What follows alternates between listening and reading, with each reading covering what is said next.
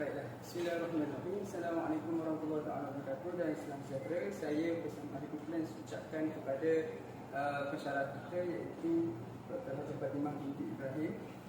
Jadi pada kali ini kumpulan saya iaitu kumpulan 1 akan membentangkan skema tata cara pembentukan istilah bahasa Melayu.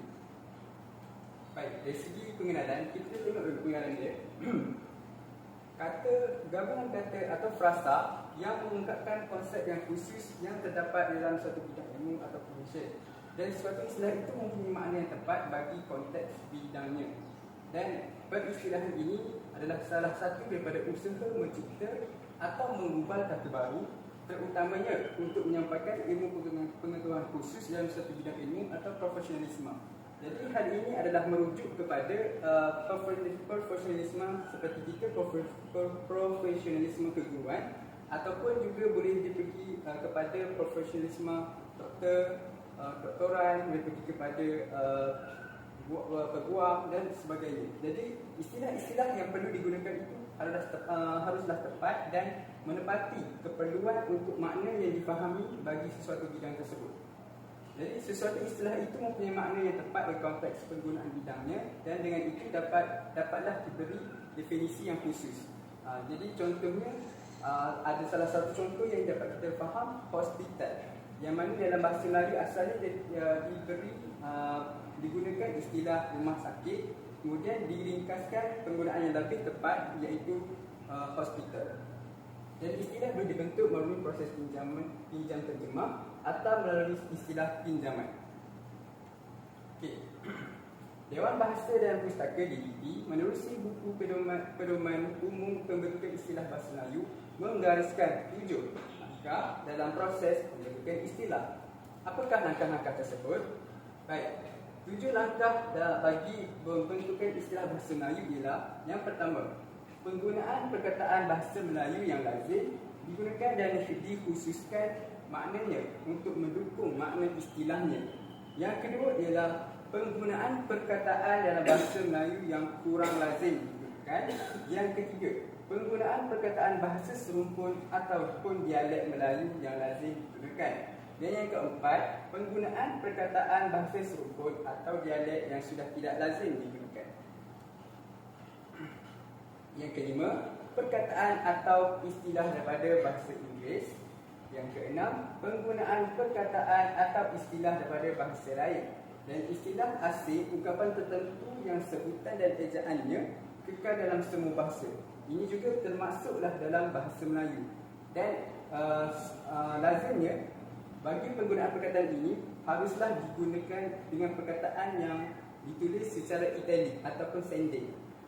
Dan yang ketujuh ialah pemilihan yang terbaik antara 1 hingga 6 di atas jika terdapat beberapa kemungkinan. Tapi selalunya atau lazimnya terdapat 4 syarat yang harus ditepati bagi memenuhi kriteria untuk pemilihan istilah yang tepat. Jadi untuk menjelaskan lagi langkah-langkah skema tata cara pembentukan istilah bahasa Melayu ini, saya akan serahkan kepada pembentang yang seterusnya. Baik, jadi kita pergi kepada langkah yang pertama, iaitu penggunaan perkataan bahasa Melayu yang lazim digunakan dan dikhususkan maknanya untuk mendukung makna istilahnya. Contohnya, gaya, garis pusat, tapak, hasil keluaran, defisit dan kuasa. Langkah kedua, penggunaan perkataan dalam bahasa Melayu yang kurang lazim digunakan. Contohnya, peka, cerakin, mendak, hablur, jisim dan ketuhar. Langkah yang ketiga, penggunaan perkataan bahasa serumpun ataupun dialek Melayu yang lazim digunakan.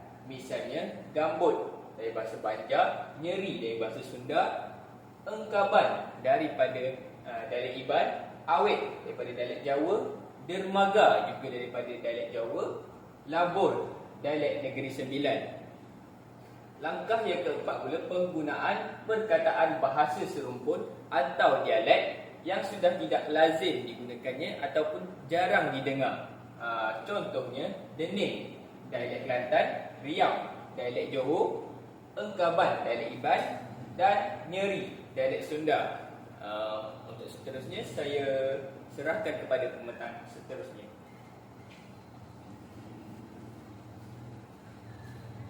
Okey, seterusnya saya akan menjelaskan tentang langkah 5 dan 6, iaitu pinjaman daripada kata bahasa asing.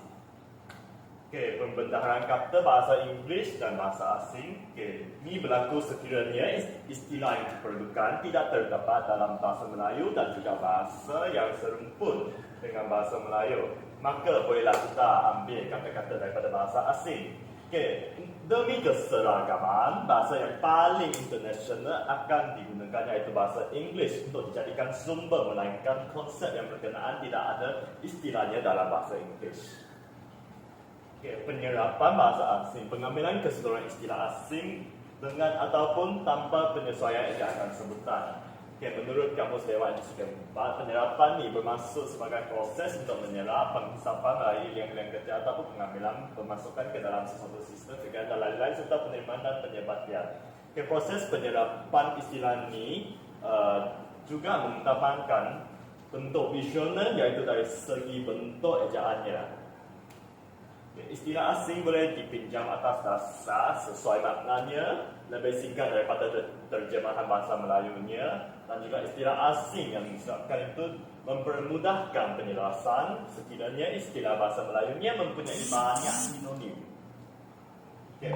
Antara contoh penyesuaian ejaan contohnya asid daripada acid, elektron iaitu elektron, film iaitu film, karbon daripada karbon. Okay, tanpa penyesuaian ejaan, contohnya plankton, kita akan ambil plankton, radar, sonar, mineral.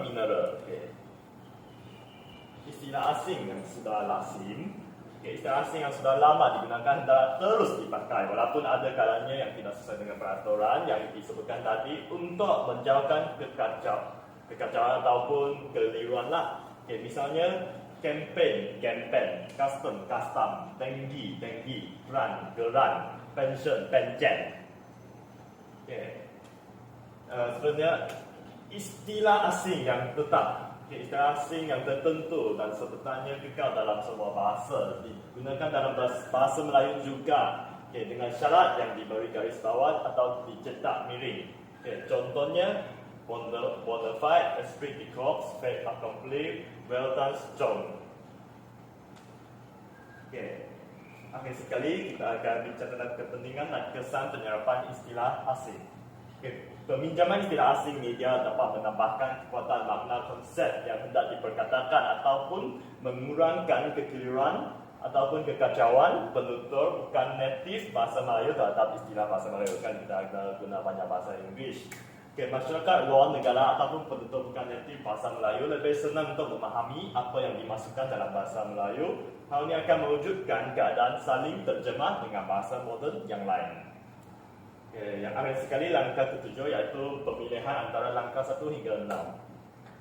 Seterusnya kita akan memilih untuk guna langkah yang manakah atau digunakan untuk menerbitkan istilah-istilah tertentu. Yang pertama sekali, syarat yang perlu dipatuhi ialah ungkapan yang dipilih mestilah ungkapan yang paling singkat. Yang kedua, ungkapan yang maknanya tidak menyimpang. Kena tepatlah maknanya.